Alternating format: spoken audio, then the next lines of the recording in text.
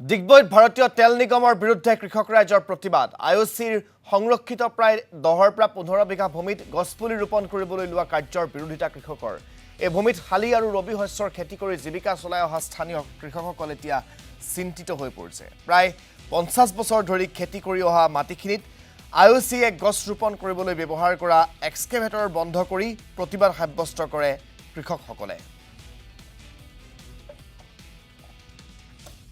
ইয়াত আইঅচিয়ে বোলে গছ পুলি ৰুবৰ কাৰণে কাৰোবাক টেণ্ডাৰ দিলে টেণ্ডাৰ দিয়াৰ কাৰণে কণ্ট্ৰেক্টৰে আহি পিনি জেচিবি লগাইছিলে আৰু এইখিনি মাটি আজি আমাৰ 50 বছৰ আগৰ পৰা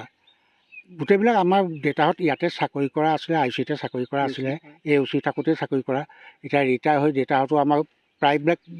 গোলাই বয়সস্থ মানুহ এক্সপায়াৰে হ'ল নায়েই কোনো সেই তেতিয়াৰ পৰা আমাক এওচি থাকোঁতে ইয়াক এবিঘা কৰি আমাৰ দেউতাহঁতৰ নামত এলট দিছিলে কোম্পানীয়ে খেতি কৰিবৰ কাৰণে আৰু সেই তেতিয়াৰ পৰা আমি অকল খেতিহে কৰি আছোঁ খেতি বাহিৰে আমি আন একো কৰা নাই ইয়াত 1 ইঞ্চি মাটিও আমি ইয়াৰ পৰা হেৰফেৰ কৰা নাই কাকো ল'বলৈও দিয়া নাই একো কৰা নাই এতিয়া আইঅচিয়ে কি কৰিছে ইয়াত গোটেইখন গছ পুলি ৰুবলৈ বিচাৰিছে মাটি খান্দিছে জেচিবি লগাই আৰু তাতে আমাৰ